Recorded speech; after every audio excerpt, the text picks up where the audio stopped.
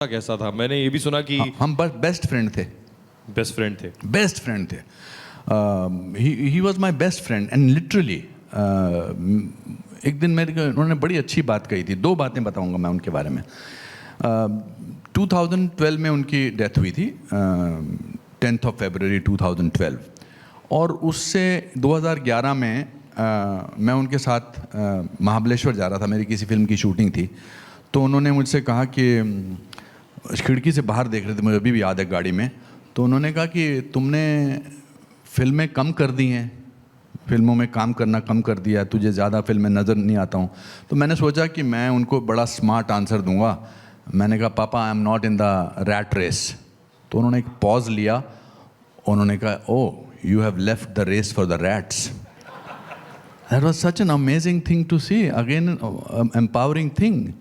And then he fell sick, और वो बहुत बीमार हो गए थे। उनको एक अजीब बीमारी हुई थी कि उनको भूख नहीं लगती थी और प्यास नहीं लगती थी। उनके लिए खाना जो था वो सैंड लगता था उनको, कि रेत है, और पानी जो है वो तेज़ाब लगता था कि एसिड है, तो वो खाते नहीं थे। तो बस डॉक्टर्स टोल्ड देम कि अभी हम इनको घर ले जाइए। तो मैंने अपने भाई को बोला था कि अगर कुछ होगा, इमरजेंसी होगी तो मुझे बुला लेना। तो मैं डेविड धवन साहब के बड़े बेटे रोहित धवन की शादी पे गोवा एयरपोर्ट पहुंचा बॉम्बे से। तो मेरे भाई के मैसेजेस आए, he wants to call you. तो मैंने सीधा फ्लाइट पकड़ी और मैं वापस पहुंचा। तो he was very frail, he had no energy, बिल्कुल कोई एनर्जी नहीं थी। तो उनके यहाँ पर एक कागज़ पड़ा हुआ था और एक पेन पड़ा हुआ था, और उन्होंने, मेरे भाई राजू ने कहा कि तुम कुछ कहना चाहते हैं आपसे। तो उन्होंने ऐसे कागज़ लेके मुझसे छुपा के लिखने लगे। उनकी आंखों में एक चमक थी और वो लिखते रहे, बहुत देर तक लिखते रहे, because he did not have energy to write. और लिखते रहे, और फिर वो कागज़ उनकी छाती पे उन्होंने गिर गया, और उन्होंने कहा उठाओ, मतलब इशारा किया। तो मैंने उठाया। अब वो उन्होंने क्या लिखा है उसके जवाब में मेरे को देख रहे हैं कि जवाब दे इस बात का। And he had a glint in his eyes. तो मैं देखा पेपर, तो उस पेपर पे सिवाय लाइनों के और कुछ नहीं था, क्योंकि he did not have the energy to form sentences. अभी सिर्फ लाइनें लगी हैं, लिखी हैं, और वो मेरे को देख रहे हैं। तो मैंने कहा मैं शब्द तो पढ़ ही नहीं रहा, तो मैं इस पर क्या कर सकता हूँ। तो मैंने उनको एक बड़ा राउंड मैसेज जवाब दिया। मैंने कहा हाँ पापा बिल्कुल, don't worry, absolutely you are fine. तो ही वॉज डिसअपॉइंटेड। फिर उन्होंने मुझे ऐसे बुलाया और मेरे कान के पास अपना मुंह रख के दो शब्द कहे। And for a man who was going to die in the next 20 minutes, his last two words were, live life. So this was the kind of relationship I had. And जाते समय भी उन्होंने इतना बड़ा मुझे ज्ञान दिया। मरने से 20 मिनट पहले उनका शब्द, दो शब्द थे, live life. So मुझे कोई ताकत कैसे डरा सकती है? इसलिए आपने रॉक बैंड उसके बाद मंगाया? फिर हाँ, जब उनके जब प्रेयर सेरेमनी थी, तो मैंने सोचा कि I will not want to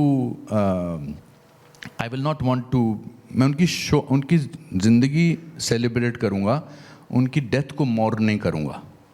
तो मैंने अपने भाई को कहा यार हम इनकी लाइफ सेलिब्रेट करते हैं इंस्टेड ऑफ। तो क्योंकि चौथे में क्या होता है, जो लोग करते हैं मैं उनकी इज़्ज़त करता हूँ। आमतौर पे लोग सफ़ेद कपड़े पहन के आते हैं, पूजा होती है, जो होना चाहिए।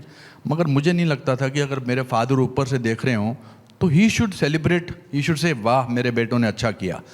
तो we decided to celebrate his life. So I decided to call a rock band. तो हमने एक रॉक बैंड मंगवाया और सब लोगों को बोला सफ़ेद कपड़े कोई नहीं पहनेगा, सब कलर्ड कपड़े पहनेंगे और हंसेंगे जितना भी हंस सकते हैं, हंसते हुए आइए, मुझे ऐसे करते मत आइए, because my father lived A fantastic life. पर मैंने अपनी मदर को कहा कि मम्मा मैं ऐसे कर रहा हूँ, मैं पूजा वगैरह नहीं कर रहा हूँ, तो मैं करूं? तो उन्होंने कहा जो तुमको ठीक लगे।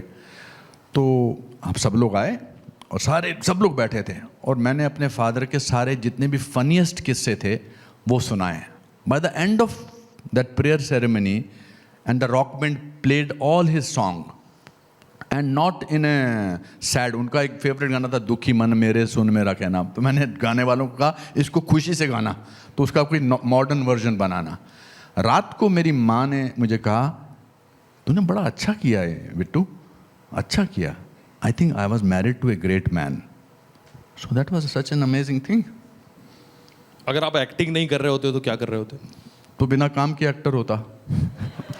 बनता तो मैं एक्टर ही, मुझे और तो कुछ करना आता नहीं है। मतलब बहुत कुछ आता है, मैंने ट्राई किया, मैंने अच्छी 2-3 किताबें लिखी हैं, all of them are best sellers, I produced films, I run an acting school successfully, I am a success story of my failures, if I put it like that. Sir लेकिन आजकल आपकी fitness की बहुत बात हो रही है। जी। अनिल कपूर साहब आपके अच्छे दोस्त हैं, लेकिन सर आजकल लोग आपकी फिटनेस की बात कर रहे हैं कि आप रिवर्स गियर में जा रहे हैं। जी हाँ, बिकॉज मुझे लगता है कि जब तक मैं मेहनत नहीं करूँ, देखिए बिना मेहनत करे इस तरह के सवाल नहीं पूछे जाते, वरना आप बोलते हैं कि आप वेट लूज कब कर रहे हैं। I think it's very important to keep reinventing yourself, अपने आप को री इन्वेंट करते रहना चाहिए। आप अपने साथ रहते हैं ना, तो अपने आप को how do you make your self entertaining. तो मैं जब 60 साल का हुआ था कुछ साल पहले, तो मुझे लगा कि आप मुझे नए तरीके से ज़िंदगी जीनी चाहिए, नए तरीके से ज़िंदगी, नए किस्म से रोल करने चाहिए, लीड रोल करने चाहिए। तो जब मैंने वर्कआउट करना शुरू किया, फिर मैंने कहा वर्कआउट का डिस्प्ले करता हूँ मैं अपने सोशल मीडिया पे, ताकि मैं टेंशन में रहूँ हमेशा कि ये अभी मुझे बहुत कुछ खाना ना पड़ जाए, बहुत कुछ करना ना पड़ जाए। But then it was everything pays of.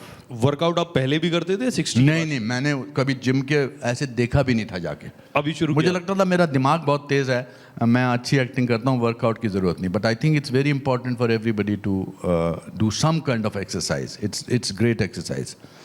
आपको गुस्सा आता है? मेरे को फ्रस्ट्रेशन होती है, गुस्सा नहीं आता। इनफैक्ट आप मेरी किसी भी फिल्म में देख लीजिए, मैं गुस्सा इज़ द ओनली इमोशन जो मैं बहुत प्योरली नहीं कर पाता हूँ as an actor. This is my weakness as an actor, because गुस्सा according to me is a waste of emotion. गुस्सा also gives your self a false self of importance, कि मुझे गुस्सा आया, मैं परेशान हुआ, मुझे लगता है कि गुस्से में आदमी बहुत फनी लगता है। ये हिंदी फिल्म का डायलॉग बकवास है जिसमें बोलते हैं कि गुस्से में तुम बहुत हसीन लगती हो। नहीं लगती है, क्योंकि नथने फूले होते हैं, सांस चल जाता है, तुम समझते क्या हो। इनफैक्ट गुस्से में इंसान अगली लगता है, मुझे ऐसा लगता है 100% गुस्से में इंसान अगली लगता है। आप लाइफ कोच भी हैं, अगर बता सकें कि गुस्सा जब आए तो क्या करें? सांस लो, बहुत ताकत है सांस लेने में।